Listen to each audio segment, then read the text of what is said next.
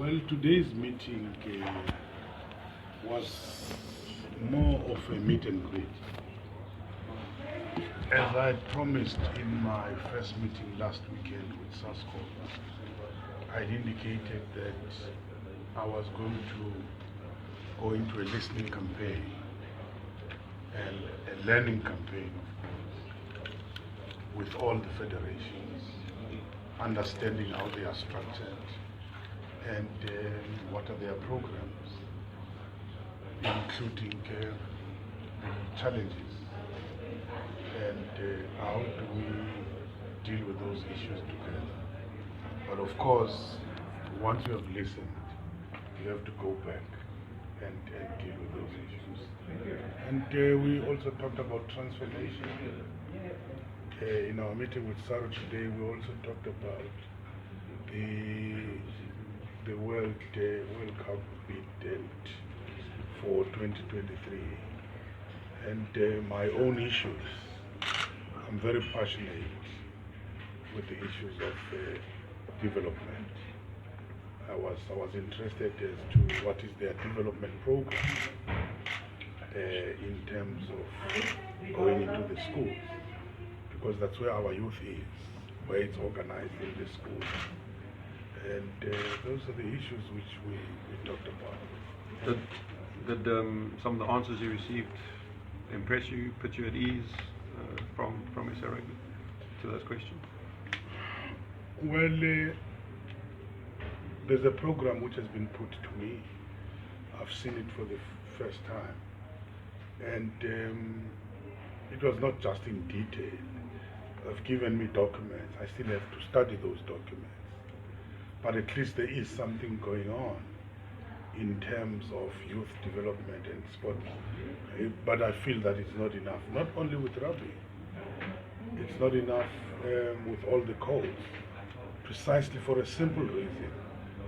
You look at those who are in the national teams today, mainly drawn from Model C schools or schools where there is sport. The issue is what we used to call Sports Wednesdays. It's no more there in many of the black schools. There's some talent which has not been unearthed there. But that's not the responsibility of rugby. It's the responsibility of the federations plus also the departments, both the Department of Sport and Recreation together with the Department of Education.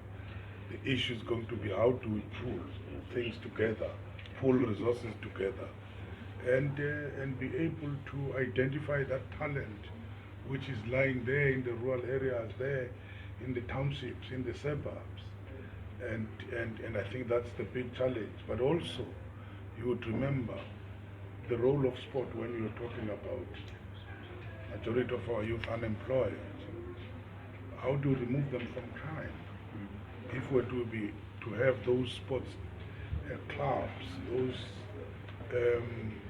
teams at the village level, at every community level, it would be very helpful to pull those kids away from crime over the weekends to be engaged in sports. So we were talking about that. It's going to be a tall order, but we will have to deal with those challenges. In terms of the World Cup, but we know that former Minister Madula said it hinges a lot on that EPG report and about the whole transformation targets. How do you feel? Do you look at it differently, or does the Sports Ministry support the SARU's bid for the World Cup at this point in time? The EPG report is there. It's left for us to study it and release it. And very soon, we'll be releasing and making pronouncements about that report, because the issue of us supporting as government hinges on or is dependent on one of those issues. I don't want to preempt that report, but very soon I'll be calling you guys to talk about it, and soon is very soon. In terms of the you say development, how important would a Rugby World Cup, hosting a Rugby World Cup, be to driving that development? If I were to draw my experiences from the Soccer World Cup, you would remember that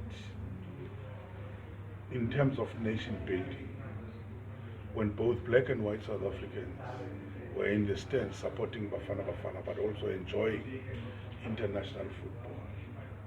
The legacy of that, if you look into the local clubs today, you have both black and a lot of white South Africans now who are following soccer, who are in the stands watching those local teams. It's very, very important. Today you have the stadium, which is a legacy. Of course, there have been some scandals about the inflated prices by the construction companies. That's a matter we've been dealing with as Minister of Public Works. Together with the other ministers, have been part of the team dealing with those issues. But you have the infrastructure there for you. And I guess even when you look at the prospects of your Rugby World Cup, you will be having the infrastructure. You don't need to start from scratch. So that what you would call the cost will be seriously reduced because you already have the infrastructure and all over the country and so on. But it depends on how government is going to look at it economically, financially, and so on. But I'm saying one of the major expenses, which has always been the issue of the infrastructure, is already there in South Africa.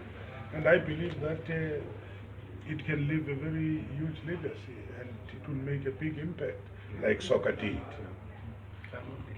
Just with regards to your role, what are the pertinent issues that you want to tackle as the Minister of Sport? What's important to you in your role?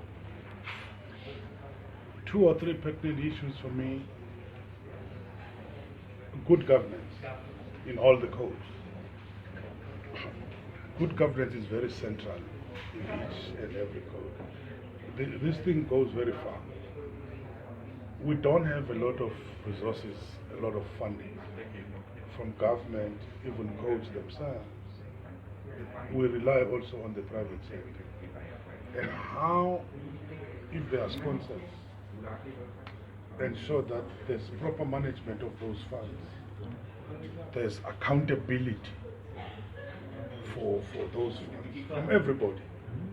Accountability must not just be from government, it must also from the codes themselves, it must also be at the club level. So I'm focusing on that issue that we account. Secondly, and I think I've already said it, the issue of school sport in all the codes, the issue of youth development. Because if you want to have national competing teams who are going to be competitive at an international level, you need to have a large pool where you draw the young players. And you can only do that if you've invested in school sport. That's why it's so central to me. That's where the clubs must be able to identify certain talent. Some talent is hidden somewhere in the rural areas. It's hidden somewhere in some village. It's hidden somewhere in the township because people have never had that exposure. And you can only do that. You can only do that if you mobilize the teachers. Remember that what I call Sports Wednesday, when it was there was a lot of enthusiasm. Remember that some of the kids are not very strong on the academic side, but very strong physically on the sports side. That's their joy, that's their love. And I think we need to reignite that. Minister, coming back to rugby, soccer is the most popular sport in the country, but rugby is the most successful. If you look at the World Cups that we've won, you must be quite excited about what rugby can do for South Africa again in terms of uniting the country, but also giving them something to smile about with perhaps a World Cup victory coming up soon. You must just be excited walking around here, seeing the trophies and the success that rugby has had in the country. Indeed, it's very exciting. It's very exciting. I wouldn't say soccer might be the biggest, but in South Africa, rugby is it's very important. If you go to the Eastern Cape, for instance, even in the black townships, you talk rugby, you're talking this sport for them. So rugby remains a national sport here in South Africa, and all we're left with is to promote it in the provinces where it has not been properly promoted, and go to the ground. I mean, look at cricket. Cricket at some stage was not a known sport, and what happened? That initiative, even if it was under apartheid by Dr. Ali Bacha, what did it do? Today you talk cricket, if you talk to the young black kids today, it's one of the most important sport for them. If you look at the passion they are having in following the national cricket teams and so on. So I think rugby is very important, but we know that we have a team which has been performing. It's just that last year we had a slump, and we believe that we're going to go back where we belong as South African rugby. And were you briefed on the axing or the elimination of 2 Super Rugby franchises, and does government have a position on that? Definitely I was briefed about it.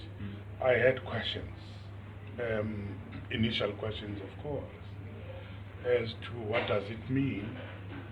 What does it mean in terms of what those clubs who are going to be affected, will it be the rural ones or what? But I think there are still discussions, there are different options which they are looking at. It's like it's not a South African thing.